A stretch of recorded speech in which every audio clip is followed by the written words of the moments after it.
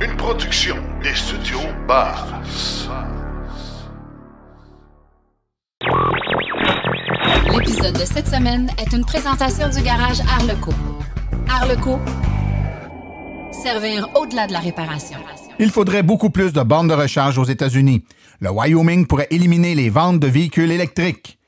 Le plus grand traversier électrique du monde sera bientôt livré et les véhicules électriques représentaient 10% des ventes de voitures en 2022. GM ajouterait un pick-up compact à sa gamme et la Polestar 2 2024 sera revue et améliorée. Roulez vert avec Stéphane Levert, on parle des crédits d'impôt américains pour les voitures électriques et on a une nouvelle chronique Tesla avec Laurent Gigon.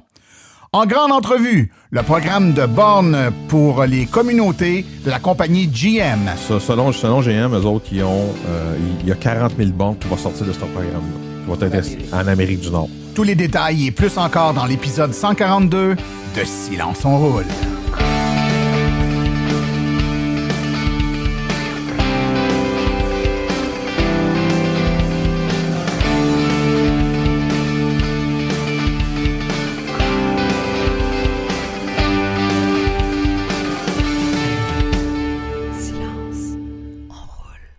Bonjour tout le monde, mon nom est Martin Archambault et c'est avec passion et plaisir que j'anime Silence on roule, le balado dédié 100% aux voitures électriques. Silence on roule est également le fier partenaire de l'Association des véhicules électriques du Québec. J'espère que vous allez bien, que vous avez passé une bonne semaine. Peut-être avez-vous écouté notre hors-série la semaine dernière où, en compagnie de Simon-Pierre Rioux, on a fait un survol de nouveaux modèles de véhicules qui vont apparaître sur le marché en 2023. Si vous n'avez pas écouté ça, dépêchez-vous de vous abonner à Silence on roule. Ça veut dire que vous n'êtes pas abonné si vous ne l'avez pas entendu. Abonnement.silenceonroule.com, c'est gratuit, puis vous allez avoir tous nos épisodes, y compris les hors-séries. Donc, un épisode qui a semblé plaire à beaucoup de gens. J'ai eu plusieurs commentaires positifs et on a eu beaucoup de téléchargements de cet épisode-là. Donc, ça répondait à un besoin là, d'avoir une bonne idée en début d'année comme ça de c'est quoi les nouveaux modèles qui s'en viennent. Et surtout, la suggestion de Simon-Pierre qui a bien de l'allure, c'est les listes d'attente sont tellement longues pour plusieurs modèles. Pourquoi ne pas envisager l'un de ces nouveaux modèles, de tout de suite mettre son nom sur la liste d'attente et quand ils vont arriver, on va peut-être avoir notre véhicule un peu plus vite. Donc, c'est à penser, c'est à y penser évidemment. Beaucoup de choses, ça bouge beaucoup dans le monde de l'électromobilité, beaucoup de nouvelles, beaucoup d'actualités. Également, écoutez, on vous prépare quelque chose, on ne peut pas en parler maintenant, mais c'est en lien avec le Salon du véhicule électrique de Montréal, la présence de Silence on roule au salon. On va vraiment avoir quelque chose d'intéressant à vous annoncer dans les prochaines semaines, donc restez aux aguets pour qu'on puisse vous donner les tenants et aboutissants de tout ça. Là, on est en train de finaliser le tout, mais ça augure déjà très, très bien.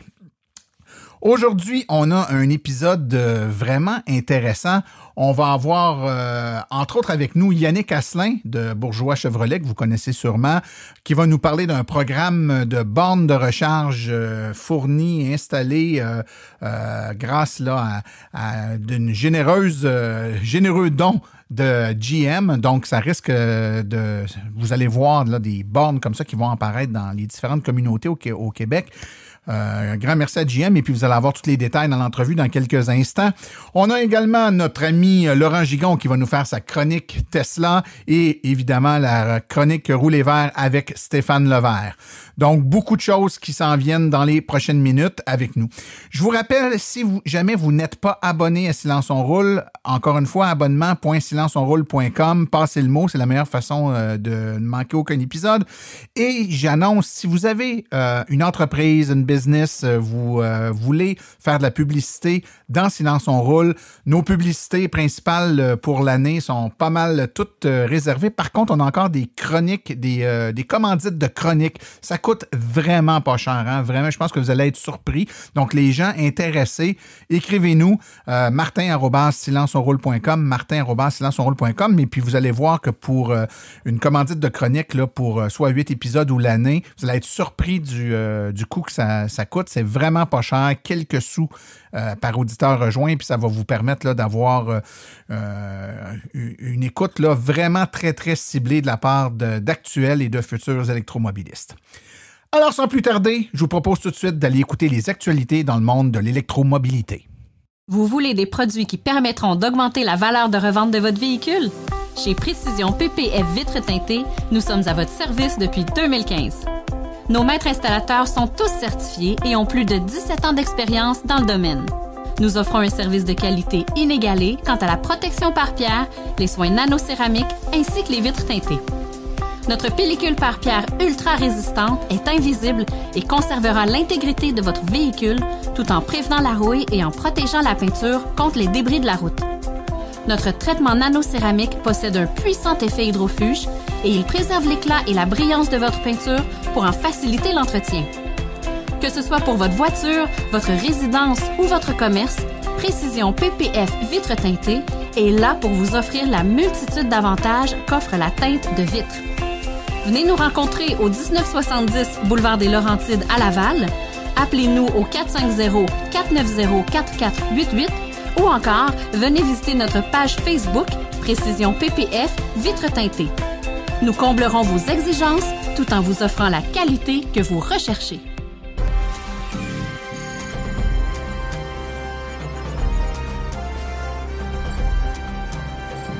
L'actualité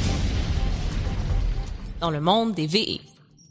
Selon une nouvelle étude de SP Global Mobility, pour accompagner la croissance prévue de vente des véhicules électriques aux États-Unis, il faudrait beaucoup plus de bornes de recharge.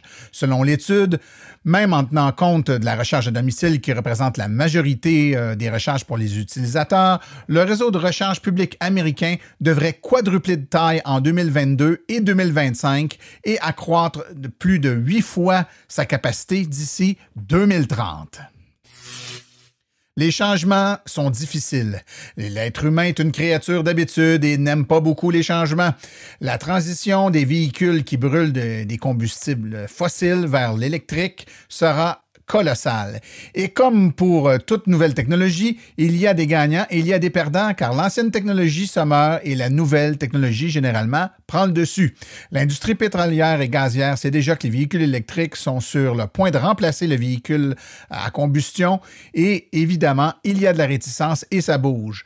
Mais est-ce que cela signifie que les gens qui sont en train de perdre leur industrie, comme les fossiles, vont arrêter de se battre? Eh bien, le Wyoming, par exemple, vient d'introduire une législation dans l'espoir d'éliminer progressivement la vente de véhicules électriques dans cet État d'ici 2035. Le parrain de cette législation, le sénateur Jim Anderson, a déclaré au Cowboy State Daily que la raison pour laquelle il avait présenté cette résolution, c'était dans l'objectif de cesser les interdictions de nouvelles ventes de voitures à moteur à combustion interne, comme en Californie ou dans l'État de New York. Bref, pourquoi faire mieux? L'énergie électrique confirme à nouveau son potentiel alors que le plus grand traversier électrique du monde, ayant la capacité de transporter 2100 passagers et leurs véhicules, devrait être livré d'ici 2 ans. NCAT Tasmanian, un fabricant australien de traversiers à grande vitesse, est prêt à livrer le traversier Utility Ropax de 148 mètres, soit 485 pieds, qui sera bientôt le plus gros traversier électrique au monde.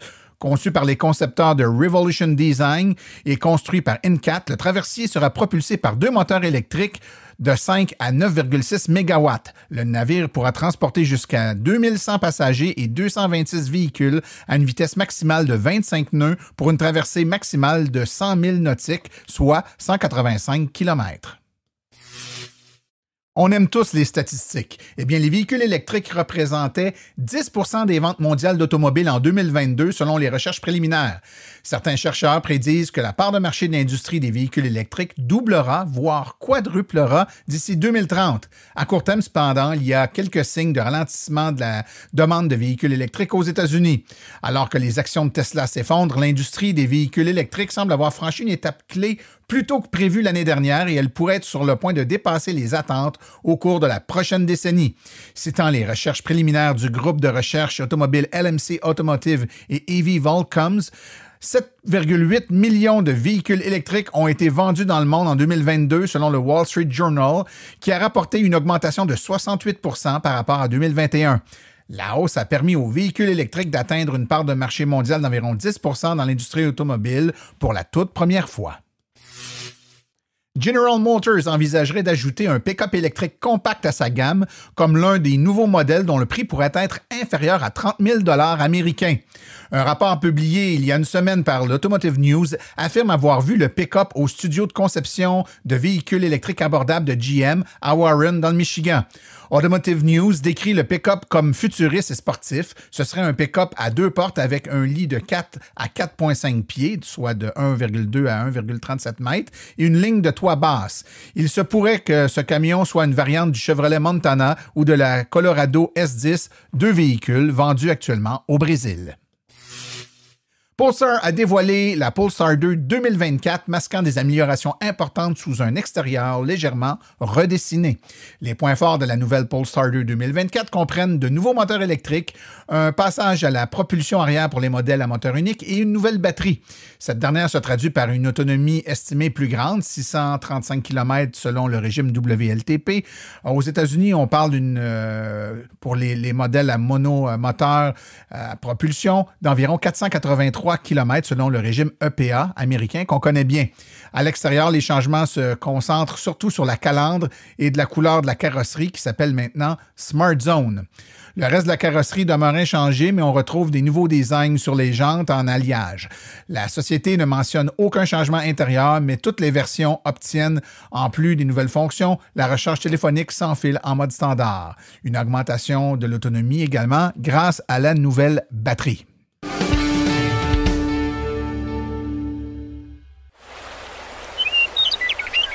Roulez vert avec Stéphane Levert. Bonjour chers auditeurs, très content de vous retrouver pour une nouvelle saison de chronique de Silence on roule en 2023. Donc on va tout de suite lancer l'année avec ma première chronique de 2023. Ça va porter sur un sujet qui est un petit peu plus loin de nous que les sujets que je traite habituellement. Donc, habituellement, je prends un sujet dans l'actualité qui se passe directement chez nous. Mais aujourd'hui, pour commencer, je vais faire ça un petit peu différent. Je vais traiter d'un sujet qui se passe aux États-Unis, mais qui pourrait avoir un impact pour nous, les Québécois, là, pour l'achat de véhicules électriques. Donc, le sujet que je traite aujourd'hui, c'est le nouveau crédit d'impôt aux États-Unis que le gouvernement fédéral a instauré et qui est débuté actuellement en janvier 2023. Donc, je vais commencer par vous donner les grandes lignes du programme sans rentrer dans trop de détails, mais pour que vous puissiez comprendre un peu sur quelle base on est. Et ensuite de ça, je vais passer vraiment plus au cœur de l'information que je vais vous transmettre qui est, dans le fond, mes attentes par rapport aux impacts, soit positifs ou négatifs, sur la disponibilité que ça pourrait avoir pour nous, les Québécois. Donc, grosso modo, la subvention, c'est plutôt un crédit d'impôt qui va s'appliquer aux États-Unis pour les Américains. C'est un crédit de 7 500 $ pour les véhicules électriques. La première condition, c'est que le véhicule est assemblé en Amérique du Nord, donc que ce soit aux États-Unis, au Canada ou au Mexique. Et ensuite de ça, il y a le 7500 va se diviser en 2 volets. Donc, 3 750 $ est basé sur le fait si le véhicule va avoir 40% de sa batterie, c'est les éléments chimiques de la batterie qui provient des États-Unis ou des pays qui ont un accord de libre-échange avec les États-Unis. Et l'autre moitié du crédit va s'appliquer là, à ce moment-là sur le fait qu'il va y avoir minimalement 50% des composantes de la batterie au complet qui provient encore là des États-Unis ou des pays qui ont un accord de libre-échange avec les États-Unis. Ensuite, autre critère, la capacité de la batterie doit être d'au moins 7 kWh. Donc ça, c'est un critère évidemment plus pour les véhicules hybrides branchables. Et les 2 derniers critères qui sont très importants, c'est au niveau du prix. Donc pour toutes les voitures, le prix de détail suggéré doit être en bas de 55 000 $ américains. Mais par contre, il y a une distinction, un petit peu comme ici au Canada, il y a maintenant une clause VUS. Donc tout ce qui est les fourgonnettes, les VUS et les camions, là, le prix de détail suggéré le maximum passe à 80 000 $ américains. Et finalement, le dernier élément super important, si vous aviez suivi l'actualité pour les véhicules électriques aux États-Unis dans les dernières années, il y avait un seuil maximum que les fabricants ne devaient pas dépasser avant de pouvoir être exclus du programme. Donc, tous ceux qui avaient atteint un maximum de 200 000 véhicules vendus avaient été exclus de l'ancien programme. Donc ça, il y avait 3 manufacturiers qui avaient atteint ce plafond-là. On parle de General Motors, de Tesla et de Toyota, qui sont maintenant de nouveau éligibles à ce nouveau programme, ce nouveau crédit aux États-Unis. Donc, avec toutes ces conditions-là, en quoi ça se traduit? Dans le 100% électrique aux États-Unis, voici une liste de tous les modèles qui sont éligibles actuellement avec ces critères-là actuellement disponibles sur le marché. On a Cadillac Lyriq, on a Chevrolet Bolt EUV et Bolt EV, Ford F-150 Lightning, Ford Mustang Mach-E et le e-Transit aussi. La Nissan Leaf, Rivian avec son R1T et le R1S, Tesla, certains modèles, donc Model 3, propulsion et long range seulement. Modèle Y, le 4 roues motrices qui est assemblé au Texas, qui commence à être disponible, le long range et le performance. Volkswagen ID4, il faut se rappeler que Volkswagen a nouvellement une usine au Tennessee, donc eux, avec le ID4, peuvent être admissibles à ce crédit. Et c'est tout. C'est les seuls véhicules qui sont actuellement admissibles à ce nouveau crédit-là. Donc la liste est quand même assez restreinte, mais qu'est-ce que ça pourrait vouloir dire pour nous au Québec? Bien, c'est ça. Donc, tous les véhicules que je viens de vous nommer, ils pourraient, à court terme, à tout le moins, avoir un certain effet de manque encore plus pour certains de ces modèles-là que je viens de vous énumérer. Dans le fond, par exemple, Volkswagen ID4, que je viens d'énumérer en dernier, c'est un modèle qui se livre très peu, ou en tout le moins que Volkswagen ne suit pas la demande particulièrement du Québec. Donc, le fait que maintenant, il y a un crédit qui vient s'appliquer sur ce modèle-là de 7 500 $, donc ça va être encore plus intéressant du point de vue des Américains. Est-ce que ça pourrait vouloir dire que la livraison au Québec pourrait être retardée? Peut-être.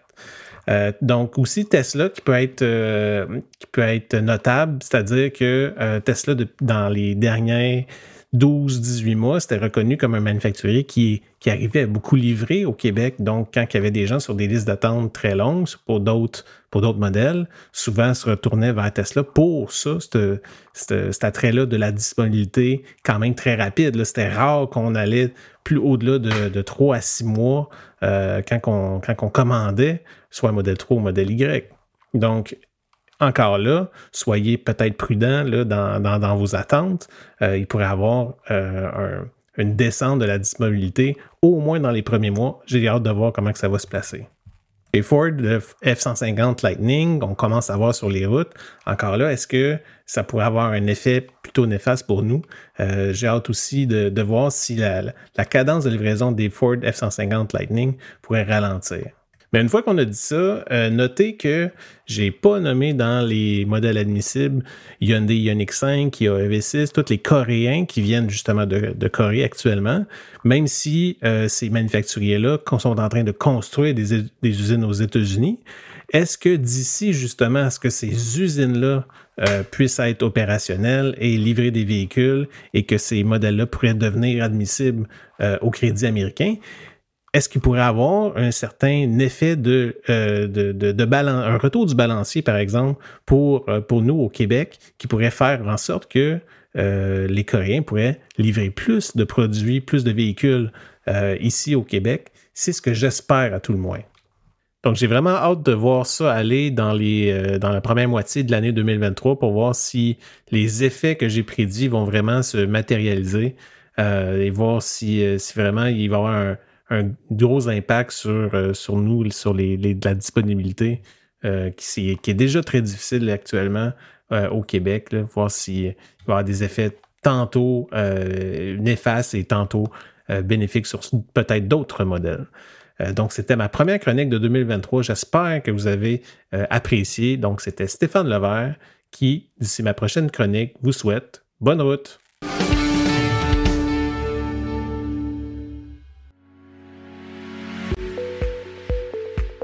Vous venez de faire le saut vers l'électrique et devez réfléchir à vos recharges. Vous voulez une borne au chalet? Vous voulez une solution rapide et sans embûches? Il n'y a qu'une solution, Hydro Solutions. Depuis plus de 60 ans, Hydro Solutions est une entreprise québécoise de confiance. Vous les connaissez pour les chauffe-eau, mais ils offrent également un service clé en main pour les bornes de recharge. C'est définitivement l'avenue à privilégier afin de faire affaire avec une entreprise d'expérience qui s'occupera de tout. Demandez une soumission gratuite et sans engagement de votre part au www.hydrosolutions.com. Une seule visite sur leur site web vous permettra de constater la simplicité avec laquelle vous pouvez entamer une démarche afin qu'ils prennent tout en charge. L'analyse de votre situation, l'installation d'une borne de qualité par un installateur certifié et même, au besoin, le financement sur 24 ou 48 mois. Par la suite, en cas de problème, leur équipe d'experts est là pour vous. Hydro Solutions, leur mission, vous simplifier la vie.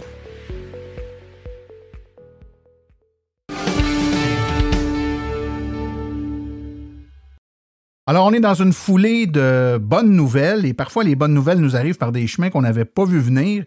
Et aujourd'hui, on va parler d'une bonne nouvelle qui implique des bornes de recharge et GM. Et pour en parler, et là, c'est pas des blagues, j'y avais dit qu'il y aurait son thème, il y a son thème. Voici maintenant le conseiller principal voiture électrique le plus populaire du Québec, Yannick Asselin. Wow!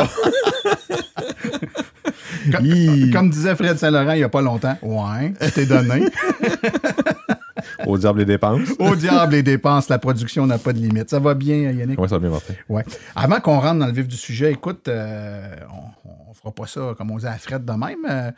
Comment ça va de ce temps-là dans le monde des autos électriques? Là, de notre côté de la clôture, on sent que c'est pas facile sa disponibilité. Chez GM, normalement, c'est un peu moins épais que d'autres, mais comment vous le vivez, là? Parce que le backlog doit être assez important. Oui, il est très important. Comment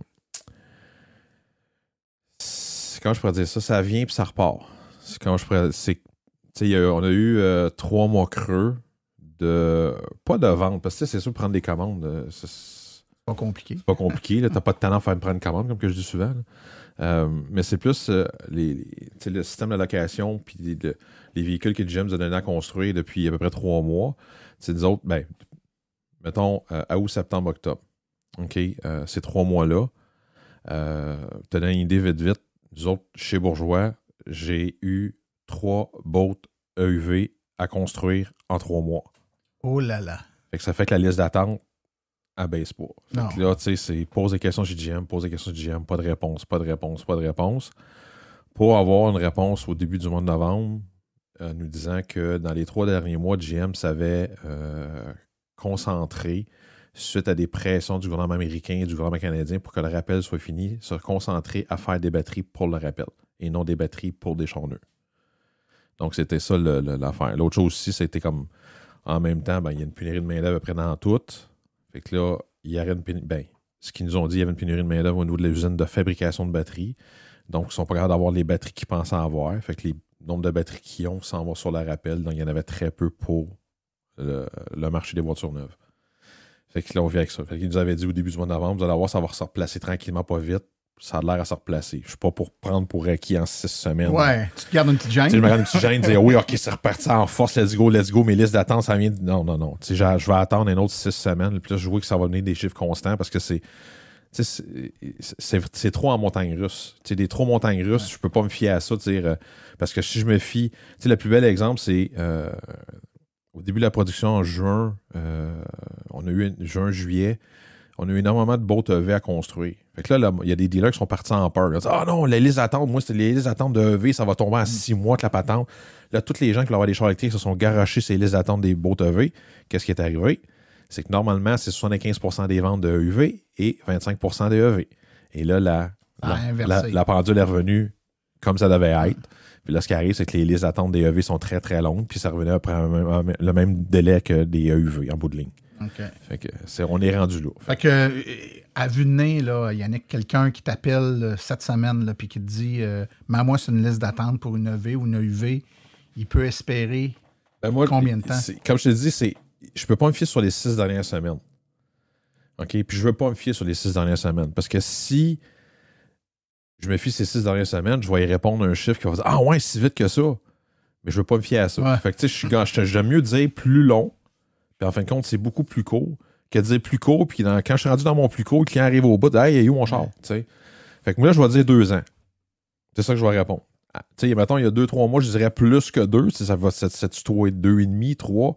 Là, je vais dire que ça va tourner autour de 2.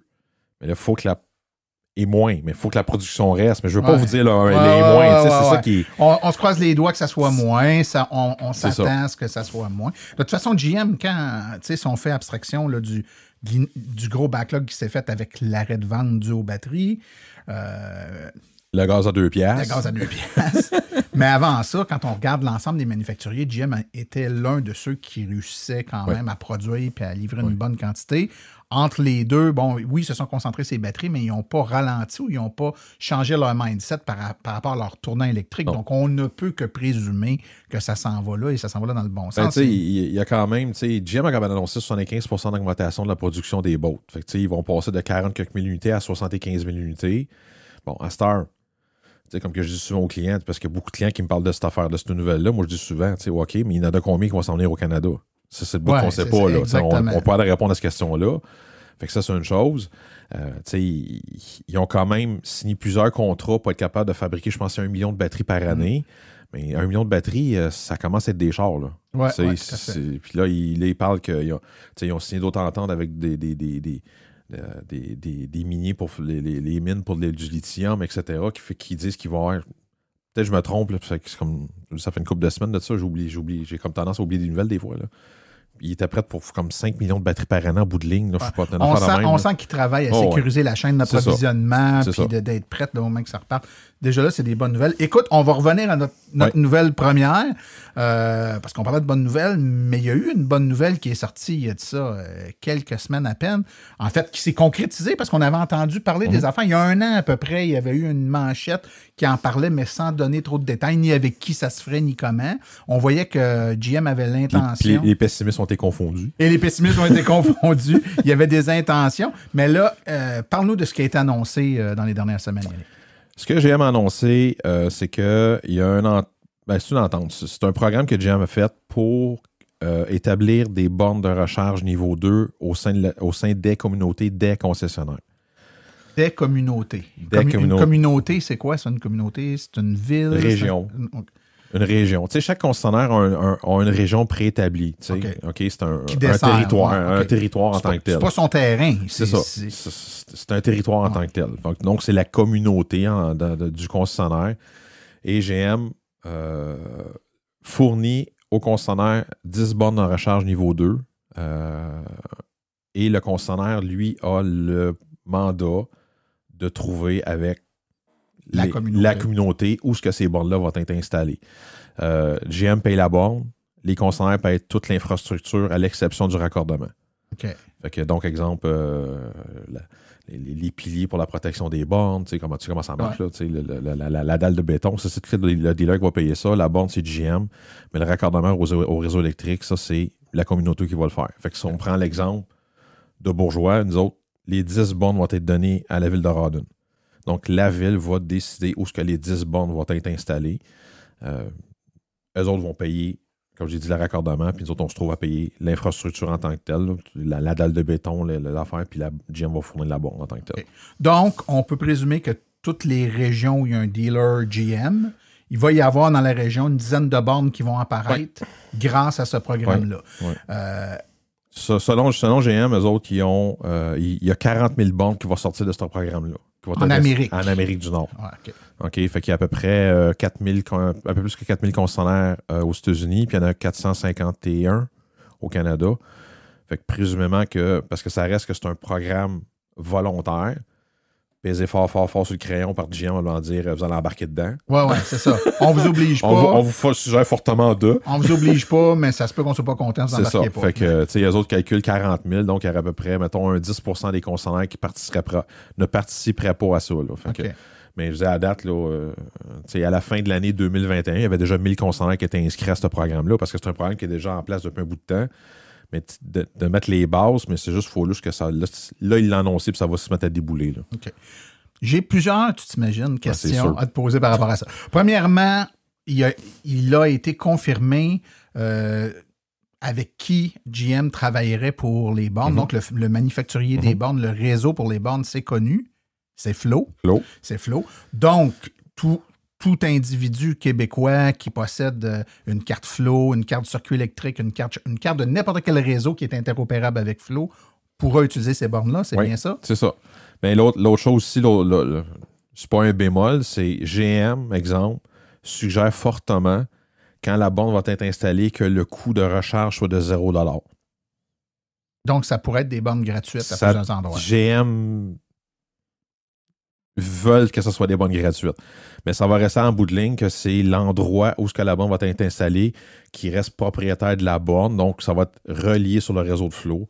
Et lui peut décider de dire, OK, moi, exemple, je sais pas, moi, la première heure, je charge rien. Après ça, je charge tant de l'heure. Ou sur les 10, il y en a 8 qui sont gratuites, mais ces deux-là sont dans un endroit où si on ne tariffe pas, on réserve des problèmes, on les tariffe. Donc, il y a un peu de flexibilité, mais le choix, c'est une excellente nouvelle. Et si je ne me trompe pas, en plus, ces bornes-là, c'est pas les bornes qu'on est habitué de voir, donc le standard à 6 kW là, ou à 7 kW. On parle de bornes à 19,2 kW. Donc, on parle de bornes pas mal ce qui se fait le plus puissant en niveau 2, donc du 19,2 kW, là, des bornes à 80 ampères. Là, c'est de la borne pour homme. Oui, ça commence à être... c'est sûr, c'est pas des bornes de niveau 3, mais ça commence à être du 80 ampères quand les voitures vont être capables de les prendre. On peut presque dire que c'est des bornes de recharge rapide, pas loin. Oui, tout à fait. J'ai lu quelque part, puis peut-être que tu peux me renseigner là-dessus. Il semble y avoir un lien qui est fait, du moins dans ce qu'on lit, puis je fais attention, parce que l'info vient peut-être pas de GM, elle vient peut-être des journalistes, et je me méfie avec le temps de ce qu'écrivent certains journalistes. Il semble faire un lien entre les bornes et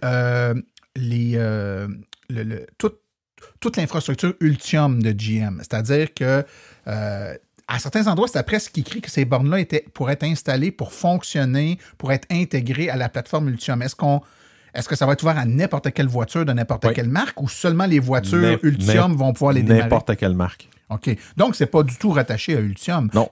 Ultium, c'est que Ultium va permettre, dans certains cas, de charger à cette puissance-là. Donc, c'est que le réseau Ultium, c'est le réseau que GM est en train de développer. OK? Ce réseau-là, c'est vraiment une question de communauté. OK? Comme exemple, Bourgeois, parce que c'est Bourgeois Chevrolet qui est en arrière de ce programme-là. Là. Tiens donc, tu es en train de me dire que le programme dont on parle, en grandeur de l'Amérique du Nord, Bourgeois a à voir là-dedans. Oui. Parce que nous autres, ça fait 10 ans qu'on fait ça. T'sais, nous autres, on a peut-être installé une trentaine de bornes de niveau 2, Ville de Rawdon, des clubs de golf autour, des stations de ski autour. Nous autres, on fournissait la borne.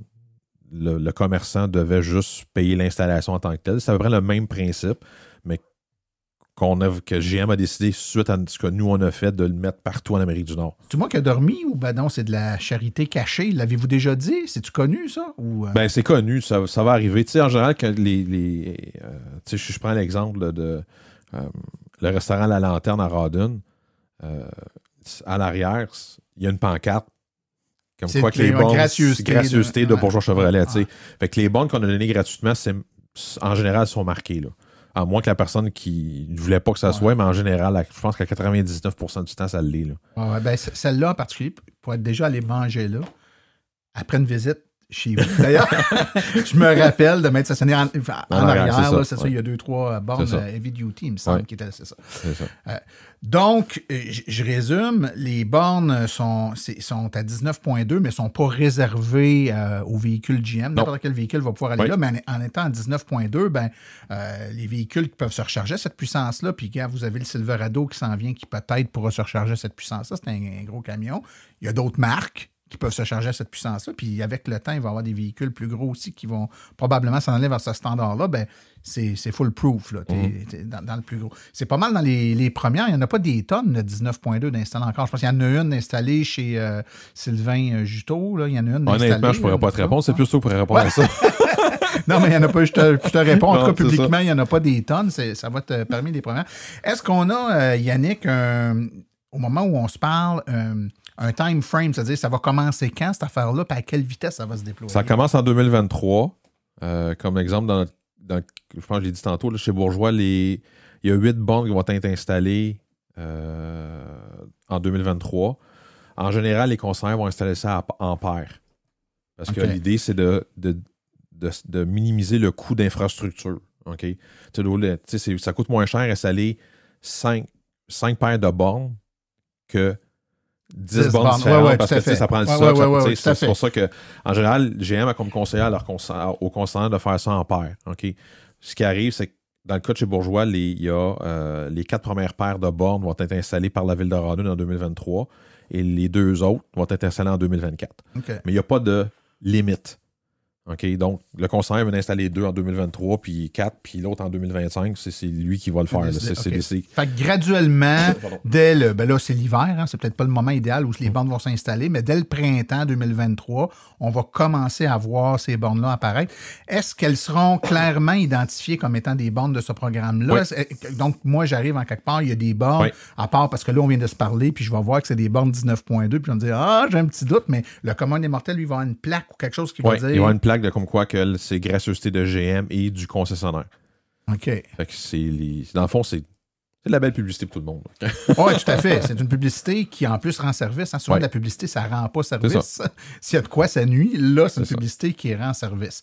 Ben, écoute, c'est vraiment... en tout cas, je trouve que c'était vraiment une très, très belle annonce. L'idée aussi de s'associer avec un manufacturier /réseau, parce que dans le cas de Flow, hein, c'était les deux, ils fabriquent des bornes, puis en plus, ils ont un réseau, c'est quelque chose de québécois. Mais là, ça veut dire que même aux États-Unis, ça va être des Flow qui est en train de prendre l'expansion là-bas. Mais là, Flow a ouvert une usine, je pense, au Michigan. Oui, c'est ça. Ça va tout venir de là. Tout à fait. Ben, ça fait rayonner. En fait, l'idée, puis c'est ce qui me vient en tête, c'est que l'idée, tu disais, c'est né, là, c'est une initiative de Bourgeois à tout début, puis ça a été repris par GM, puis là, ils lancent, ben, ça va percoler partout en Amérique. Donc, en Amérique du Nord, quelque part, peu importe, en Californie ou... même au Texas, il va y avoir des bornes Flow fabriquées au Québec pour alimenter les véhicules électriques. C'est vraiment une belle nouvelle. Et le déploiement de ça pour suivre comment ça va se faire, est-ce qu'il y a une façon, est-ce que sur le site de GM, est-ce que tu sais si on va pouvoir... Non, ça, je ne suis pas au courant de ce bout-là. Ça va être pris en charge localement, puis chacun va y aller un peu. Sûrement, ça va être plus dans un style comme ça, là, comme d'appeler un journal local, de dire, regardez, on a installé X nombre de bornes. Mais de là avoir un site Internet ou dire, OK, il y a eu tant de bornes à date d'installer, je pense pas que ça, on va voir ça, honnêtement. Okay. Ben, écoute, quand même, je trouve que c'est admirable. Un pour Bourgeois d'avoir, on va dire, semé la graine qui a permis de faire ça, mais en même temps de GM de faire ce tournant-là. On sait qu'il y a plusieurs réseaux qui ont annoncé. Ford a annoncé aussi qu'il voulait installer des bornes. Il y a plein de réseaux qui l'installent. Bon, on parle plutôt d'un réseau de bornes de recharge, tu sais, qui va être... payant, pour la plupart, c'est des bornes rapides aussi. Là, on est comme dans je trouve un concept un peu plus communautaire. Ouais. Chacun, puis c'est propre à chaque région. Hein. Vous autres, à Rawdon, vous avez une réalité qui n'est pas la même d'un concessionnaire à Montréal, par exemple, qui va peut-être choisir des emplacements un peu différents. Donc, c'est comme si on décentralise la responsabilité des mettre là où ça va être le plus payant pour la communauté, puis de le rendre autant que faire ça peut gratuit.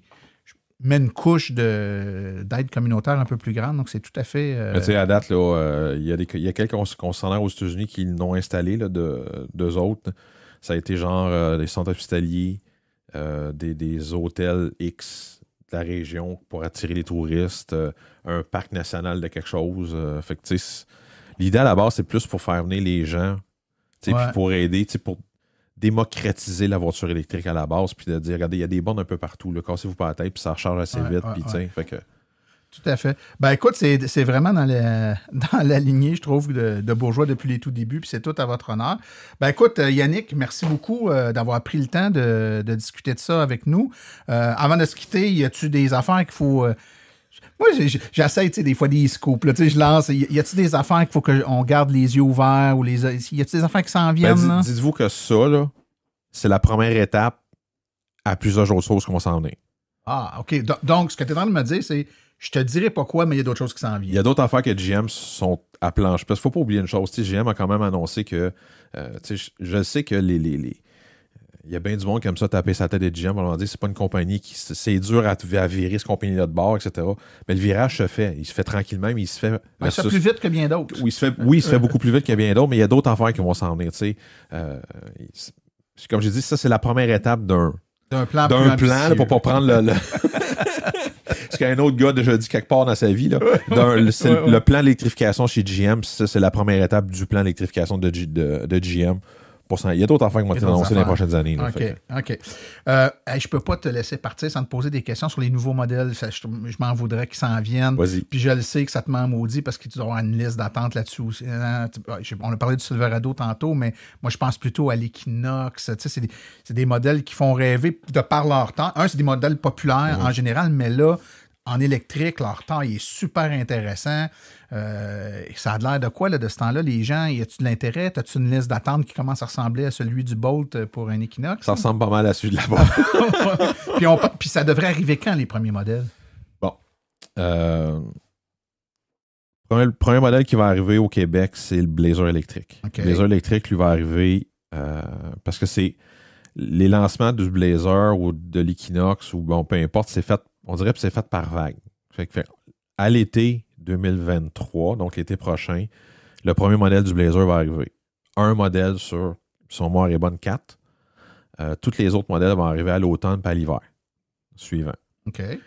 Pour ce qui est de l'Equinox, il y a un modèle qui va commencer à arriver à l'automne 2023 et tous les autres modèles de la gamme vont commencer à arriver au printemps 2024. OK. Fait que c'est qu'est-ce que GM a annoncé. Si tu cherches des scoops A, j'en ai pas de scoop.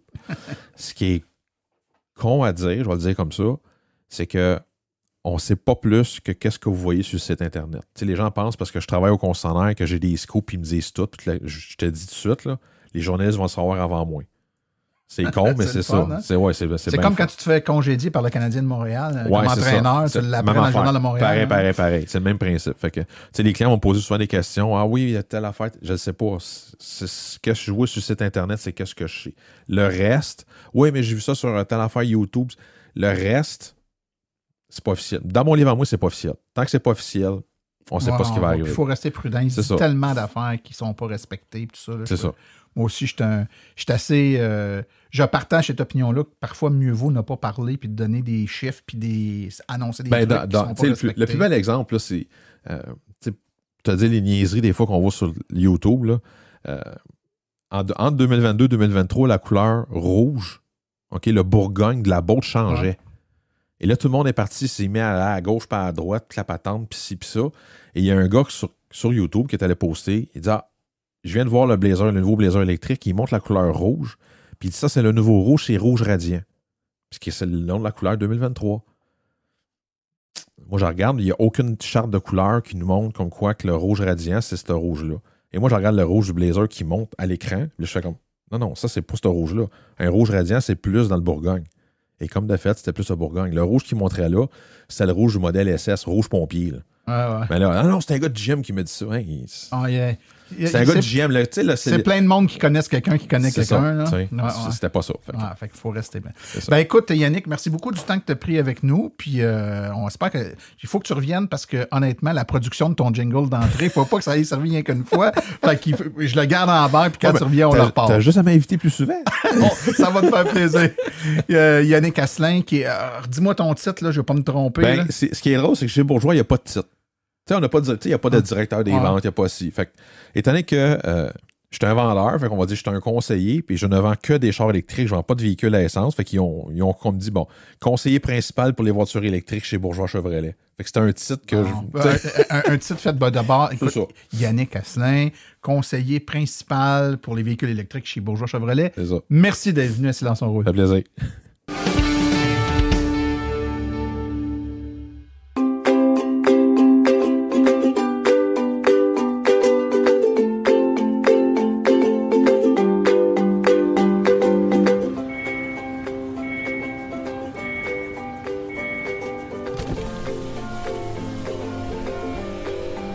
C'est vrai que ça brise moins, mais il y a quand même un minimum d'entretien à faire sur nos voitures électriques. Quand est venu le temps de faire l'entretien de mon véhicule, j'ai choisi de faire confiance à l'équipe d'Arleco plutôt que le concessionnaire. Ça fait maintenant 3 générations que cette entreprise familiale chouchoute nos voitures et ils ont été parmi les premiers à s'engager activement dans l'électrification des transports tout en adoptant des procédures et des produits sains pour l'environnement. Avec ses techniciens spécialement formés à l'entretien et réparation des voitures hybrides et électriques, Arleco nous offre aujourd'hui la même qualité de service sur nos VE qu'elle a toujours livré depuis bientôt 40 ans. De plus, chez Arleco, j'obtiens 10 % de rabais sur la main-d'œuvre et les traitements anti-rouille avec ma carte membre hors de l'AVEC. Arleco Génération 3, 8470 Boulevard Parkway à Anjou. 514-352-1446 ou arleco.ca. Arleco, servir au-delà de la réparation.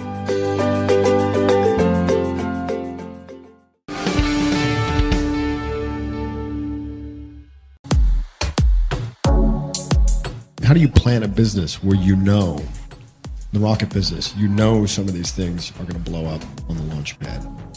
How does the business plan work? I don't really have a business plan. Chronique Tesla avec Laurent Gigon. Le 12 janvier dernier, Tesla a spectaculairement baissé ses prix sur plusieurs marchés, dont l'Europe et l'Amérique du Nord. Cette baisse de prix a surtout touché les véhicules Model 3 et Model Y. La Model 3 a perdu 8% pour le modèle SR et 11% pour le modèle Performance.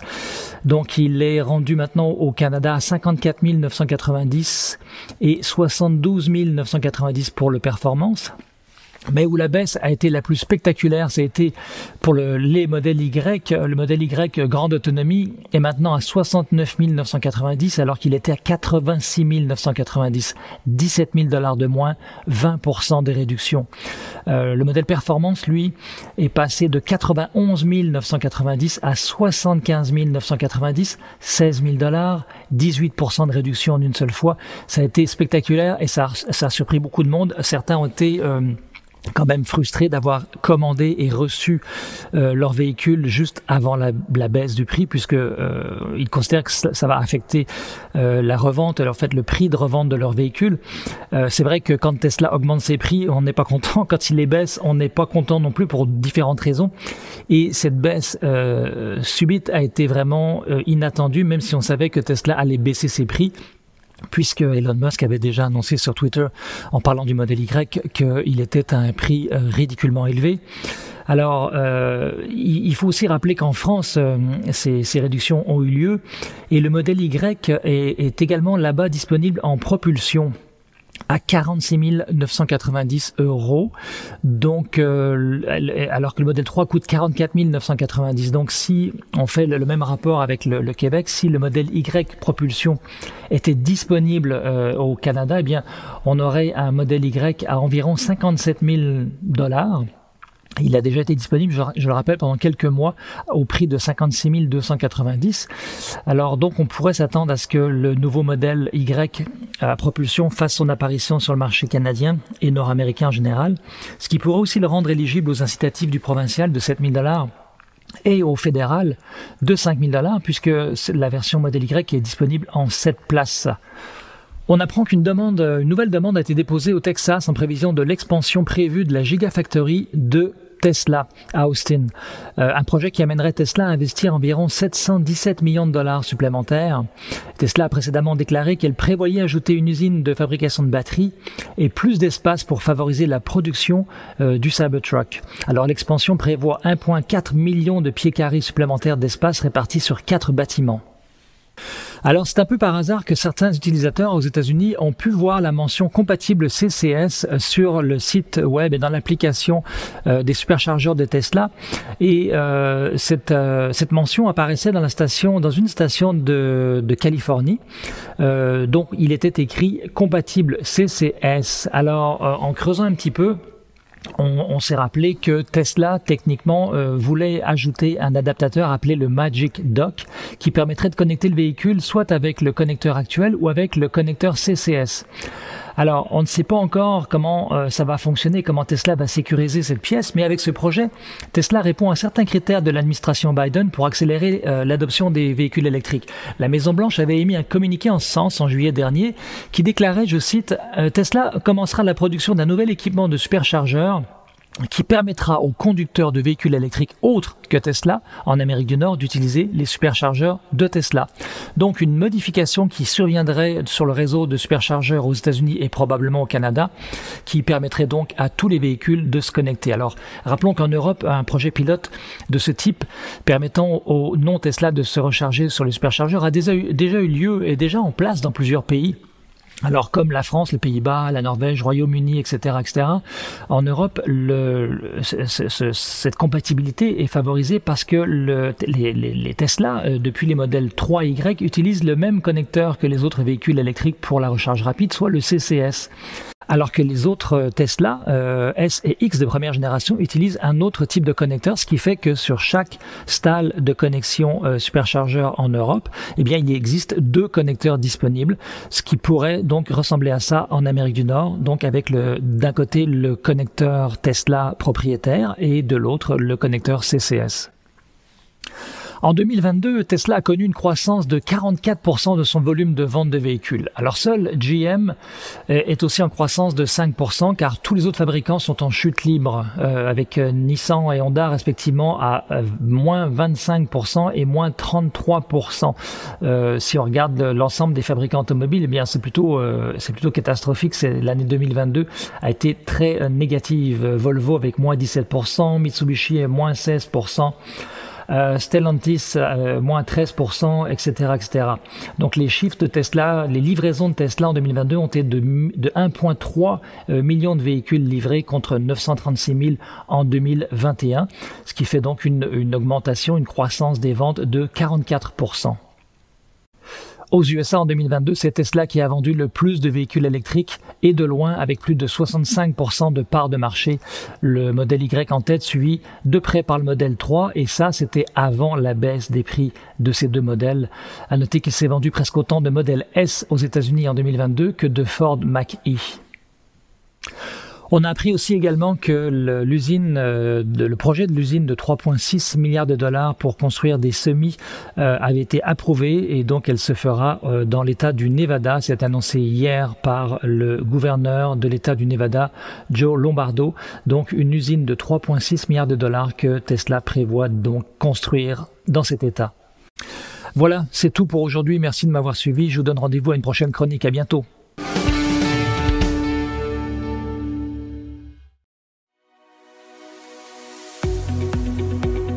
Avec le coût du carburant qui explose et l'enjeu climatique à nos portes, c'est le moment de se tourner vers des solutions durables. Chez Cubex Équipement, nous accompagnons les municipalités et les entreprises à faire ce virage vert en offrant des options 100% électriques. Depuis 2021, le Max-EV a fait son entrée remarquée sur le marché des véhicules utilitaires électriques compacts à basse vitesse. Il se distingue largement de la compétition. Les avantages d'un camion électrique sont grands. Des coûts d'opération beaucoup plus bas, aucun besoin d'éteindre le véhicule à l'arrêt, des coûts d'entretien fortement réduits et zéro émission de CO2. Le Max-EV est doté d'une transmission efficace, d'une suspension indépendante aux 4 roues, des freins à disque hydrauliques ainsi que le chauffage et la climatisation. C'est actuellement le seul véhicule de sa catégorie à être doté de batteries lithium-ion ultra performantes à pouvoir tirer une remorque jusqu'à 1500 livres. Boîte ouverte, benne basculante, boîte cargo ou porte-échelle, Cubex Équipement saura vous fournir le modèle de Max-EV qui saura faciliter votre travail au quotidien. Le Max-EV est éligible à une subvention de 12 500 $. Pour en savoir plus, contactez-nous au 1-877-GO-CUBEX ou visitez le www.cubexltee.com.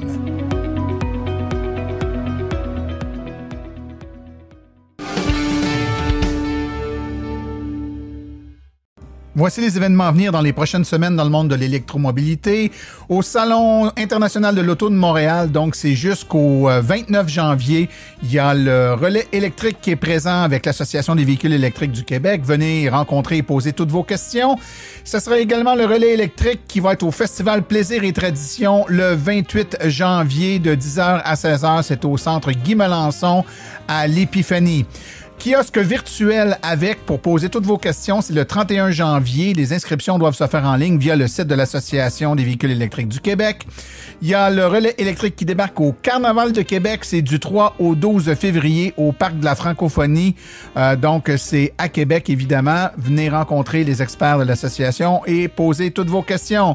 Conférence de l'association aux personnes vivant avec une surdité de Laval. C'est le 15 février à 18h30.